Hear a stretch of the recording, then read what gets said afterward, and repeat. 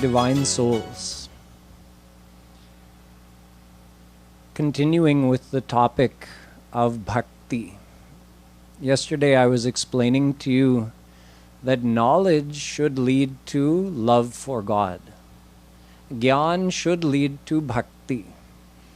Knowledge on its own, knowledge about God, which is not followed by practice that gives you some kind of spiritual experience of God, will only lead to pride.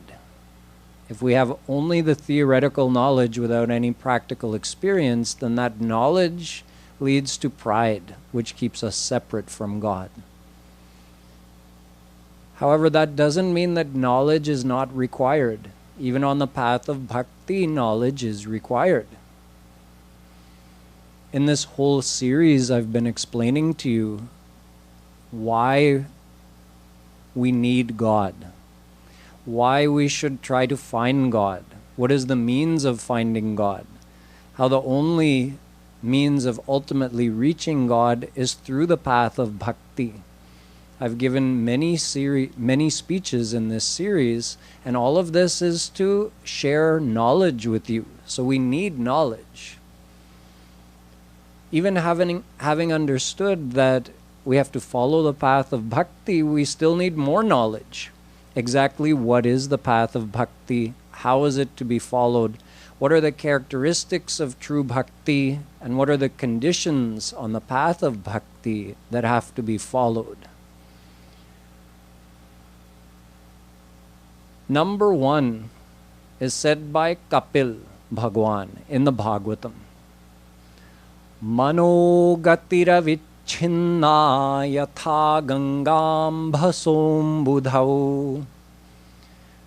Describing the lakshan of bhakti, the characteristics of devotion, he says that bhakti is this: the mind having an uninterrupted flow of loving thoughts towards Bhagwan, towards Shri Krishna. This is bhakti. And he gives an analogy, like Gangaji flowing towards the ocean. That flow is a constant flow. Gangaji is continuously flowing towards the ocean. In the same way, our mind should be continuously flowing towards Shri Krishna. So what is Kapil Bhagwan saying? He's saying that bhakti is done with the mind. This is condition number 1. We need to understand how to do devotion, how to do bhakti. So the first thing to keep in mind is that devotion must be done with the mind. The body can come along and help, that's fine.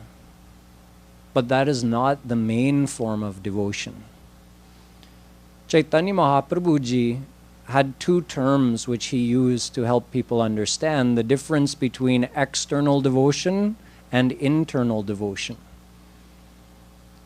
He called it Anasanga Bhakti and Sasanga Bhakti.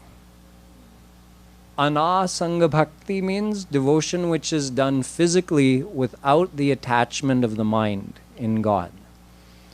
Keval indriyon ki bhakti, man ki bhakti nahi.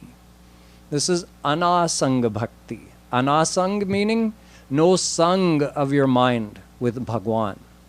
The mind is not in God, but physically we're practicing devotion. It may be jap, we may be repeating a mantra or a name of God many, many times and counting how many times we repeat it. This is also done with our body, with our senses. We may do kirtan for hours and hours.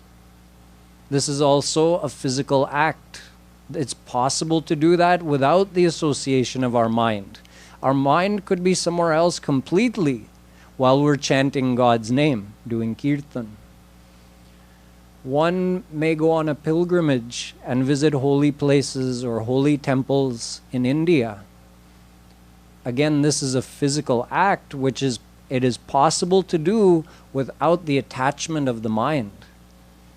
Someone may physically visit these places but not spend much time thinking of God while they're in the place. They may be thinking about how much money they're spending to go here, how tired their legs are walking, the other people that they're traveling with, they may be worrying about that. Their mind may not be in God, and if it's not, then it's called anasanga bhakti. We may do lengthy pujas to Bhagwan, offering many different types of dravya to him. Yet we can do hours of such physical pujan and not have our mind in God. This is called anasanga bhakti. This anasanga bhakti is not complete in and of itself because it doesn't have the power to purify your mind. It's the antahkarana that has to be purified. Our antahkarana, or mind, or heart, in English there are many different names we can use for it, that has to be purified by joining it with God, or by attaching our mind with God. So no amount of physical devotion can purify our mind. Just like if someone has a sinful nature, their mind is polluted, so they think a lot of wrong thoughts, they do a lot of wrong things, they get angry a lot. So it means their mind is impure, and that shows in their behavior. If that person wants to clean their mind, would you recommend giving them a bar of soap and say, here, use this soap, it's very powerful, go and scrub for a long time, see if you can purify your mind? Everyone would think, no, that's ridiculous. You can't clean your mind by applying soap on the outside of your body. In fact, even if you were to drink some purifying substance, even that would fail to purify your mind. Then why do we think that physical acts of devotion would have the power to purify our inner mind? It doesn't make sense. One time, there was a Sant Sammelan happening, and some of the public were asking a question that, in our scriptures it says that Gangaji is very powerful. It's a divine, holy river. So anyone who bathes in Gangaji, all of their sins are washed away. In other words, their mind is purified by bathing in Gangaji. So the question was that many of us have bathed in Gangaji many times, yet we still have anger, jealousy, hatred, all these things are in our mind. So it means our mind hasn't been purified even though we've been bathing in Gangaji so many times. So has the importance of Gangaji been exaggerated in the scriptures, or is there something else that we haven't understood? It was a very difficult question to answer because it seems like a contradiction. So, since none of the scholars who were gathered there were able to answer the question, they went, without telling the general public, to another great scholar who was nearby, Kripaluji Maharaj, Jagadguru Shree Kripaluji Maharaj. They went quietly to another town where he was nearby, and they asked him, or they sent someone to go and ask him. So he said the answer is actually very simple. If I were to tell you to take a bottle that has an airtight cap and go and fill that bottle with some dirty water running in the gutter, fill it with that filthy water and put that airtight cap on tight, and then submerge that bottle in Gangaji and leave it there for a week or a month, and then pull it out after all of that time and uncap it. If I told you that that water, now it's been in Gangaji for a whole month, you should be able to drink it, right? Because anything that enters Gangaji becomes Gangaji. It gets immediately purified. So would you drink that water? He said, no, I wouldn't drink that water. Why not? It's been in Gangaji for a whole month. He says, but it didn't mix in Gangaji. It was sealed in its own container. So he said, that's your answer. All your pap, it's sealed inside in your mind. And you're bathing physically in Gangaji. How's that going to purify your mind? Your mind has to bathe in Gangaji. You have to enter Gangaji with the feeling that, oh, this is a divine river. She's an avatar of a divine power. And I'm bathing in that Gangaji. With that faith, you join your mind to Gangaji, then your mind gets purified, not by merely physically bathing. So the mind has to be purified by devotion, and for that to happen, we have to do devotion with our mind. Not to say that physical devotion has no value, it does. But its value is that it's supposed to help us attach our mind to God. When we visit a holy place or a Leela Sthali in India, we're supposed to go to that place with these feelings that, oh, God has walked here, Ram did this Leela here, Radha Krishna did this Leela here, they walked on this very ground. With those feelings, if we visit these places, then our faith multiplies and our mind becomes more attached to God. When we do kirtan, it's supposed to help us focus our mind on doing smaran of Bhagwan. It's supposed to help us keep our mind engrossed in thinking of Radha Krishna for longer and longer periods of time. It's not just that the kirtan itself or the act of singing God's name itself has the power to purify one's mind. It has an effect, but the effect is not nearly equal to the effect that you can get if you do it coupled with meditation on God.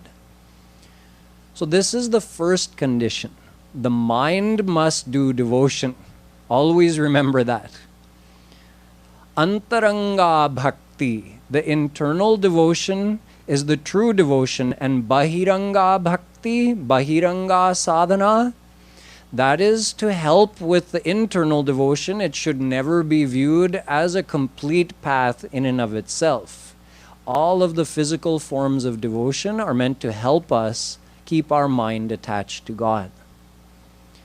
In this way, the philosophy of our scriptures, as described by Jagadguru Shree Kripaluji Maharaj, is presented in such a way that it reconciles and reaffirms all the styles of devotion that have been taught by our historical saints. Whether it's Ramanujacharya, Madhvacharya, Vallabhacharya, Swami Haridas, Chaitanya Mahaprabhuji, Nimbarkacharya, Hitaharivansh, all these great saints who established ways of doing devotion. And nowadays people look at it and they may become confused that, oh, Vallabhacharya said to worship God like this, and then this other saint said to worship God like this. So the physical form of devotion that they taught may differ. One may have said, okay, do this type of puja to Krishna, offer him this at this time of the day, do his arti in this way at this time of the day. And another saint may have said, okay, do kirtan. Another saint may have said, do jap. So people feel like, oh, why do we have these differences? These are only the physical differences. Internally, it's exactly the same. You have to remember Bhagwan. That's it. Unka smaran karo. Fir kuch bhi add karo, uske saath kuch bhi karo. Kripaluji Maharaj describes that when he was a boy, he was only 16 years old, he went into the jungles for quite some time, alone. And while he was wandering in these remote jungles of central India, One day he came upon a great devotee of Shri Krishna, an elderly devotee with long gray hair and a long matted gray beard, who had a very simple small hut, and he was sitting outside of his hut. As the very young Kripaluji Maharaj approached, he approached from a distance, and this Babaji didn't notice him, but Kripaluji Maharaj saw him. He saw that he was sitting on the ground outside of his hut, looking towards the path. There was a path that came through the jungle towards his hut. So he was watching the path expectantly, and he had a comb in his hand. An old, broken comb, but a piece of a comb. And he was trying to comb his beard and comb his hair. Kripaluji Maharaj noticed this, and he was watching. And then he saw that this Babaji, after trying to comb himself for some time, then all of a sudden he just exclaimed, "Ha Krishna!" and he fell on the side, dropped his comb. He also had in one hand a little piece of a broken mirror that he was trying to look at himself with. He dropped that the other way, and he fell.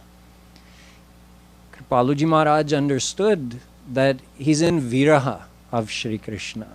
He has so much longing to meet Shri Krishna, and he's watching this path, waiting for Shri Krishna to come to him.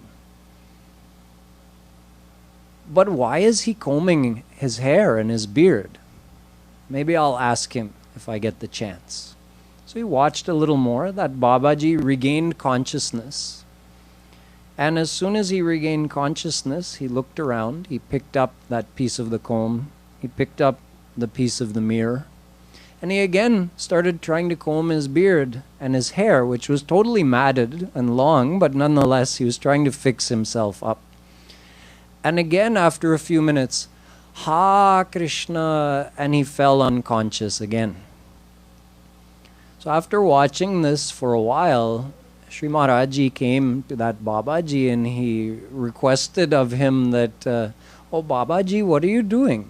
You know, it's very curious to me. Why are you trying to comb your beard and your hair?" He said, "I'm waiting for my beloved Shri Krishna to come. I'm his gopi, and I'm waiting for him to come to me. I've been waiting for so long, but I know he may come at any time. So I want to be presentable for him, that when he comes to me, my appearance should please him. So I'm trying to look as good as I can."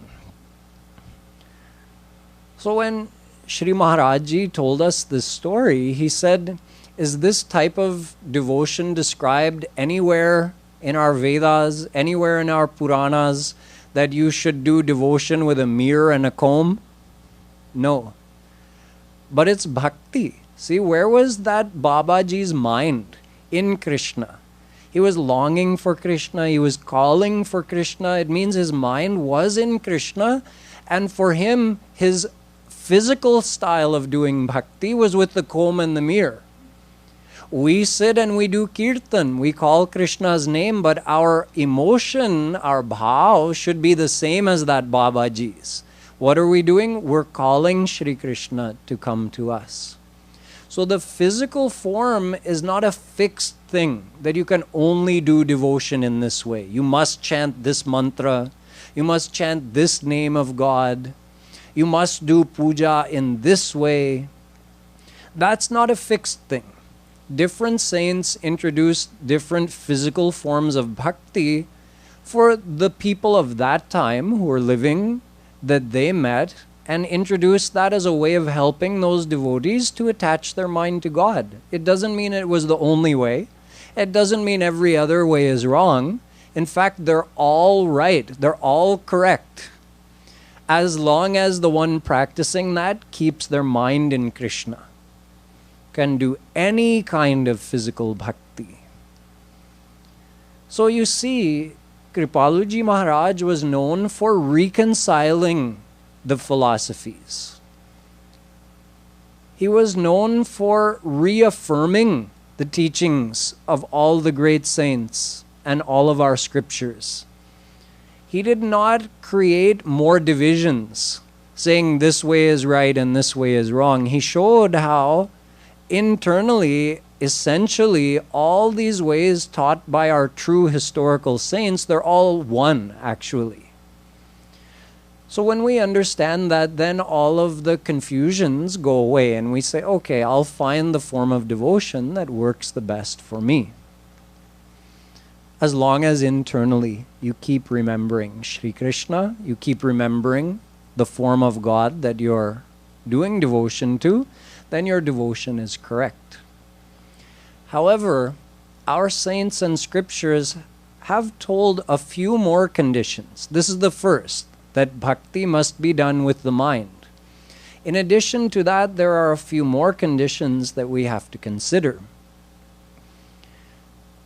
Rupa Goswami, who was one of the main disciples of Chaitanya Mahaprabhuji, he wrote a very important scripture describing about the path of devotion. It's called Bhakti Rasamrit Sindhu.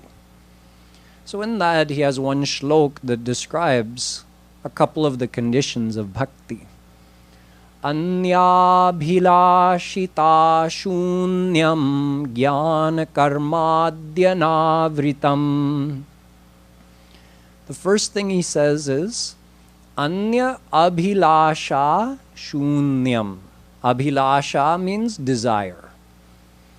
Anya abhilasha. Shunyam means total lack of. Total lack of what? Abhilasha. Desires. But he says Anya abhilasha, which means other. So it must mean you're allowed one desire, at least one desire, and all the other, all the Anya abhilasha, those should not be there. Narad ji also says, Gunarahitam, Kamanarahitam, Pratikshana Vardhamanam, Avichinnam, Sukshmataram, Anubhava Rupam. Describing bhakti in his Narad Bhakti Darshan, he says, Kamana Rahitam. True bhakti is Kamana Rahit, without desire. Bhagwan Kapil, in his description of bhakti in the Bhagavatam, says, Lakshanam bhakti yogasya nirgunasya hyudahritam ahaitukya vyavahita sa bhakti purushottame. The characteristics of bhakti are as follows. Nirguna ahaituki avyavahit. He tells three conditions of bhakti, or three characteristics of bhakti. The first one, nirguna. Nirguna means, see, gunas are, the mayak gunas are sattva, raj, tam. So he says you shouldn't have any sattvic kamana, rajas kamana, or tamas kamana when you're doing bhakti. Then your bhakti is nirguna. No sattvic desire, no rajas desire, no tamas desire. This is nirguna bhakti. Ved also says, upasate purusham hyakamah. Upasate purusham ye hyakamah. Hi akamah. Without kamana. Do upasana without kamana. Someone may question that, but don't we have a long history recorded in our scriptures of devotees who have prayed to God with some kind of worldly desire and they got that desire fulfilled? Yes, we have many such stories. One such story is the story of Dhruv. Dhruv was a very young boy, a devotee of Bhagwan Vishnu. He used to worship Vishnu along with his mother. He learned devotion to Vishnu from his mother. They used to worship together. And when Dhruv was still very young, since his father, Uttanpad, had two queens, so Dhruv also had a half-brother, Uttam. Uttam and Dhruv were good friends. Dhruv was a little bit older to Uttam, but they got along very well. The problem was that Uttam's mother was jealous of the fact that Dhruv was older, thus he was going to become the next king, not her son, Uttam. So she showed her jealousy to Dhruv by treating him in a mean way, because she was actually the favorite of the king. She was probably younger, more beautiful, whatever the reason. The king was more favorable towards her than to Dhruv's mother. So one day Uttam was sitting on the king's lap, and Dhruv came and thought, I'm also going to sit on the king's lap. And Uttam's mother said, how dare you? You have no right to sit on that throne. If you want to sit on the king's lap, you should have been born from my womb. Only Uttam has the right to sit there. So Dhruv was shocked and hurt. He's only 5 years old. And she's treating him so harshly. So he went crying to his mother, and his mother said, you know, there's nothing we can do. We have to accept it. Dhruv said, I can't accept it. She said, well, there's no one here who can help you. Only God can help you. Dhruv said, okay, I'm going to go and find God Vishnu and ask him to fulfill my desire. He decided that his desire was not only to become king and get to sit on his father's lap as he pleases, but to get a higher status than any of his forefathers. See, he was son of Uttanpad. Uttanpad was son of Manu. And Manu is son of Brahma. So those are his forefathers, Manu and Brahma. He said, I want to get a higher status than any of them. Manu is the ruler of all of Bhulok. See, our Brahmand, our planetary system, our little part of this universe, is called a Brahmand. It's made up of some different sections. Bhu, Bhuva, Swaha, Maha, Jana, Tapa, Satya. 7 different lokas. So Bhulok includes this physical earth plus the lower celestial abodes. Manavagandharvalok, Devagandharvalok, these are included in Bhulok, the lower celestial abodes.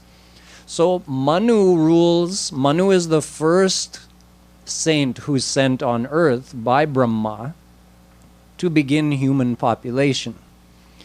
He is not only the ruler of the earth, but the entire Bhulok.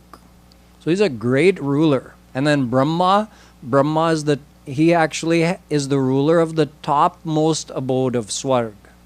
There are 10 different abodes in Swarg. His is called Satyalok. So he has the topmost position in our Brahmand. So Dhruv was thinking, I want to get an even higher status than that. He's only 5 years old, but he has this lofty ambition. On the way, you see, now he decided, okay, I'm going to the jungle, mother. I'm going to pray to God Vishnu until he comes to me, and then I'm going to ask him for this. So he left all of his royal comforts and he headed for the jungle. His mother actually made him some clothes out of bark to wear and then sent him off. So on the way, Naradji comes. Narad had appeared a couple of times previous to that in Dhruv's life. Now he appeared again. And he said, oh, young Dhruv, where are you going with such determination? Dhruv told him the whole story. So Naradji says, you know, the wise just accept their destiny as it is. And they try to live a stress-free life. Do your best, but whatever comes, you accept it, the good and the bad. So Dhruv, just go back and live your life the best you can. He said, Naradji, that's not my character. I cannot accept this. I want to find God Vishnu and I want him to fulfill this ambition of mine. Naradji said, okay, in that case, you go to Madhuban in Vrindavan, you go there and you have to meditate on Vishnu. He gave him a mantra with Vishnu's name in it, and he told him, you have to picture the form of Vishnu, not just repeat the mantra verbally, you have to meditate on his form. So he described the form of Vishnu and he said, you picture that form in your mind and you keep your mind focused on that form and you keep repeating his name. This will purify your mind, and when your heart and mind are 100% joined with Vishnu, he will come to you. Then he'll fulfill your desire. So Dhruv did that. He was very focused and very determined. It's not like he did devotion now that he went to Madhuban. It's not like he did devotion for a few hours a day and then played for a few hours a day. The kind of how we are, we can do some devotion, some seva, then we feel like, oh, I need a break, I want to watch some TV. Dhruv was completely focused. For 5 months, he did almost continuous devotion. He took some breaks here and there to drink some water, eat some food, but even the last month, he didn't even do that. No water, no food. His breathing even ceased the last month. So he had this image of Vishnu in his mind. It had been many months. All of a sudden, this image that he had in his mind vanished. So he opened his eyes and there was Vishnu standing in front of him. In other words, his devotion was complete. Through that mental devotion to Vishnu, he purified his mind. His faith and surrender reached the point of absolute 100%, and thus Vishnu appeared before him. And he said, now I'm going to grant those wishes that you had in your mind, that ambition you had in your mind, the reason that you did devotion to me, I'm going to grant those wishes to you now. And he did, and then he left. What was Dhruv's reaction now that he had gotten the divine vision of God Vishnu and gotten his material desires fulfilled? He says, I feel like I've made a big mistake. He says, this material boon which I've received from Bhagwan Vishnu, this seems like a useless thing to me because it's a material thing. He actually granted him to become, his status or his place was the North Star, higher even than Brahma. And he had to go back and rule the kingdom as well. And when he went back, he was welcomed back by his family. Everyone missed him so much. But he felt that I did that devotion to God and he came to me in that form. And what did I ask him for? Merely material things. He says, these things I've asked for, they're as useless as medicine to a dead person. That's how he felt about what he had asked for. So does God fulfill material desires of his devotees? Yes, he does.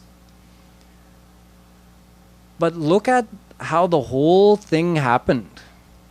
Did Dhruv just say, oh, Vishnu Bhagwan, I want this thing, just casually, or like pray to him and ask? No. He knew he had to make Vishnu appear before him. In other words, he had to get 100% surrender to Vishnu, then Vishnu would physically appear and grant his wish. This is the way it works. Look at any example from our Puranas. There are many such examples of Sakam Bhakt who did devotion to God with some kind of worldly desire. Every single example, they had to do devotion with their mind, purify their mind, become 100% surrendered to God, and then God physically appears before them and grants their wish.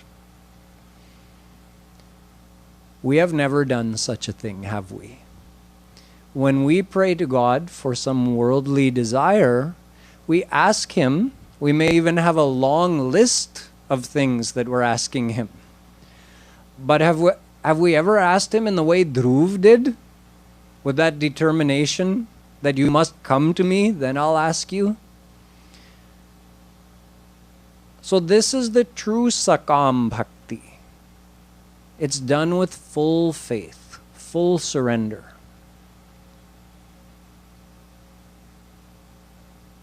Have we ever asked God for anything with full faith and full surrender? No. Because if we had, He would have appeared before us and granted that wish. He does not grant wishes remotely, leaving any doubt in your mind that, oh, did this happen through God's grace or not? He will appear before you. In other words, you become God realized. Then He grants that wish.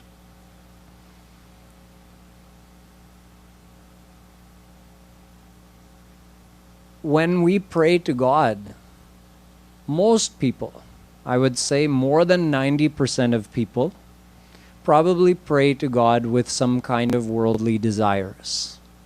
They have something they want God to help them with.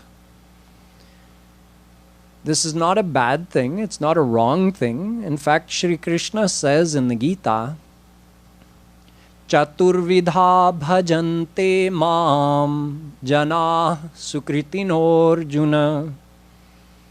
arto jigyasurartharthi jnani cha bharatarshabha.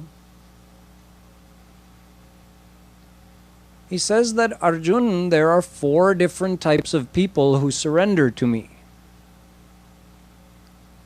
Artah, Jigyasu, Artharthi, Jnani. 4 different types of people. But notice, they surrender to Him.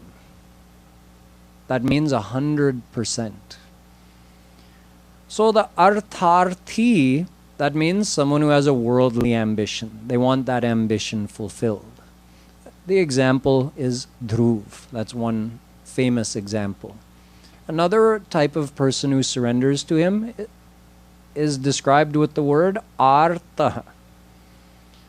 That means someone who's in distress and they want God to save them from some dire situation. A great example of this is Draupadi. Draupadi was dragged in front of all those elders in the court by Dushasana. He dragged her by the hair.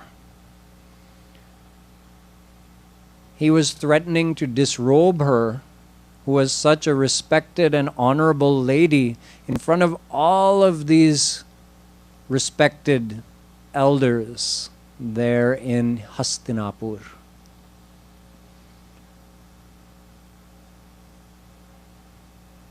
What did she do given this situation? Well, first of all, she hoped that her husbands, Arjun, the Pandavas, would come to her aid, but they didn't. So then she turned her attention towards the elders of the court, Bhishma, Pitamaha, Kripacharya, Dronacharya. Surely these great elders would not allow this to happen in front of them. But none of them was willing to step up and tell Dushasana and Duryodhan, no, this cannot happen. They remained silent. So Draupadi tried to save herself by catching the end of her sari between her teeth and clamping down her teeth. But when Dushasana started pulling, she felt the sari slipping out. And if one more moment went by, that sari was going to slip out and it would be end of the story. So at that moment, when the sari was slipping out of her teeth, she called to Krishna with 100% faith and surrender. Please save me. And Krishna appeared. It's called Ambaravatar. He appeared and took the form of an endless sari, so that no matter how much Dushasana pulled the sari off of her, there was always more material on her. So he kept pulling and pulling, and this mound of sari just kept increasing until eventually Dushasan gave up. She was also 100% surrendered. She wasn't, you see, before she was partly surrendered, but she was still relying on her own bal, or she was hoping that someone else would save her. Thus, Shri Krishna didn't come. When did he come? When she had 100% faith, 100% surrender.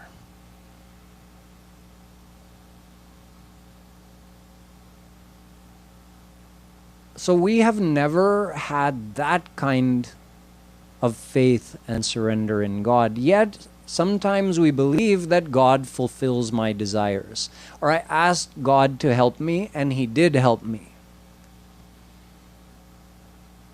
I would say that such instances have to do with our own destiny. You see, all of us have a destiny. There are three kinds of karma: sanchit karma, kriyaman karma, and our present life's destiny, prarabdha karma. What is kriyaman karma? Our present actions that we're performing. We're doing something every moment. We're thinking some thought which is being counted by God. He's observing it, keeping track of it, and according to the quality of that thought, He's categorizing it as a sattvic, rajas, or tamas karma, or as devotion if our mind is in Him. So you can do karma, you can do mansik karma with your mind, you can do vachik karma with your voice, you can do sharirik karma with your body. However, the intention behind it, the attachment of the mind, that is what will qualify the action as good or bad. So it's really the mind which does karma. So we do kriyaman karma, we're doing some kriyaman karma every moment. All of the accumulated actions of our uncountable past lifetimes, that is called sanchit karma. And then out of all of that unlimited amount of sanchit karma, a small part of that has been given to us to undergo bhogane ke liye in this life. That is called prarabdha karma. That prarabdha karma has been described in the Mahabharata in this way: avashyameva bhoktavyam kritang karma shubha shubham. The shubh and ashubh karma, the good and bad actions that we have done in our past lifetimes, avashyameva bhoktavyam, those must be undergone. We must undergo the consequences of that past karma that we've done in our previous lifetimes. Purvameva kritang karma, purva janma kritang karma, tadbhagyamiti kathyate. The purva janma kritang karma, the karma we've done in our previous janma, in our previous lives, that becomes our bhagya or our prarabdha in this life. There's no escaping it. Whatever's been given to us to undergo in this life, we must undergo it. Jnani bhugate jnanate, murakh bhugate roya. Tulsidas Ji says everyone has to undergo their past karma. The wise person undergoes it with the understanding that I'm getting the results of what I've done in my past life. So I take the good with the bad. And the murak, the one with ignorance, who doesn't have this knowledge, they cry for everything that happens to them. Oh God, how could you let this happen to me? Oh God, please help me from this situation. Hani labh jivan maran yash apyash vidhi hath. Tulsidas ji goes on to say that certain things in your life are destined because of what you did in your past lifetimes. One is your hani and labh, your loss and gain financially is determined by how generous or miserly you were in your past life. That determines how much wealth you're going to get in this life. Jivan maran, what kind of family were you born into, and what is the time of your death? That is also predestined according to your previous life's karma. Yash and apayash, having a good name, getting a bad name, being famous, being infamous, being popular, remaining unknown, all of these things are also determined by your previous life's actions. So you have to undergo these consequences, and simultaneously you're always performing new actions which are going to be added to your sanchit karma, and part of that will be given to you as your prarabdha in your next life. So you see this law of karma, that whatever actions you have performed, you have to get the consequences of that. This applies to everyone equally. We're all under this law. Just like the traffic laws, they apply to everybody. The social laws, they apply to everybody. This law of karma, that you have to get the results of what you've done, it applies to everybody. So when we are responsible for our own situation in life, even if we say, oh, it's my bad luck, that I didn't do anything in this life to cause this situation, but yet I'm in this bad situation, it's my bad luck. Where did that bad luck come from? It came from my bad actions in my previous life. It didn't come out of nowhere. So when what I'm presenting to you now is a contradiction in our own thinking. If we accept this law of karma, that this is fair, this is how the universe is governed, that according to our actions, good and bad things will happen to us, then how do we reconcile this with the idea of asking God for material things or asking God to save us from some kind of bad situation? Will God do that? That's the question. Is that not a contradiction if we say, yes, God answers my prayers? I have prayed to God many times and I got the thing that I asked for, or I was in trouble and I asked God to help me and then my troubles went away. So if we say that on one side, then how can we also say on the other side that the law of karma applies equally to everybody? Someone may say, well, I prayed, so I got the help. Then it brings up a question, is God not a just God? Samoham sarvabhuteshu name dveshyosti na priyaha. Gita. Shri Krishna says, I do not favor anyone or oppose anyone. I am samadarshi. I view all the same. And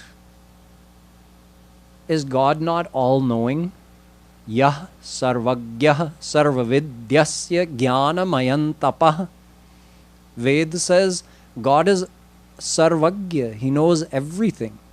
He knows everything we're thinking. He knows what's in our destiny. He knows everything we've done. He knows our desires. He knows what's best for us. So if God is all-knowing and God is all-kind, so in other words, He knows what we need and He's kind by nature, so why should we have to tell Him what we need? Doesn't He already know what we need? And if He's kind, wouldn't He be giving us that already? It's a contradiction, isn't it? That we, limited beings of limited knowledge, have to tell all-knowing God that, God, I need this thing. He knows what we need, and if He's kind, He would be giving us that thing. So maybe God has some law that if you don't ask me for it, I won't give it to you. What kind of law is that? Even sometimes we pray for other people's well-being. That my friend is suffering, my family member is suffering, God, please help him. So then you would ask yourself the question.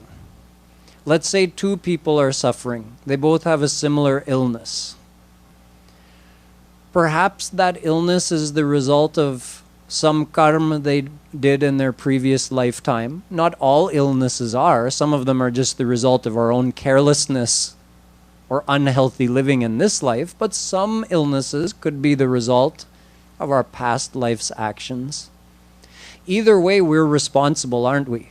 We're responsible through our poor diet, lack of exercise, whatever it may be in this life that got us into trouble, or we're responsible because of the bad karma we did in our past life. Either way, we caused our illness. So let's say there are two people with a similar illness. One person has someone praying for him, one person doesn't. He doesn't have any friends, no family. At least his family's not religious, so they don't pray to God to ask for help for him. God sees everything. He sees the suffering of both people. He sees the actions of theirs which led to their suffering. And He sees that this person has a family member who's praying to me to help him, and this person has no one praying to him. So is God going to only help the one who has a family member praying for him and not the other one? It doesn't seem to make sense according to how we think of God. Yet, on the other hand, if you look at practically how we behave, we do look for special favors from God in such instances, even though it seems to be out of the bounds of what the kind of behavior we would expect from God. So these are all contradictions that have to be resolved. We'll resolve these going forward from tomorrow. Boliye Vrindavan Bihari Lal Ki Jai.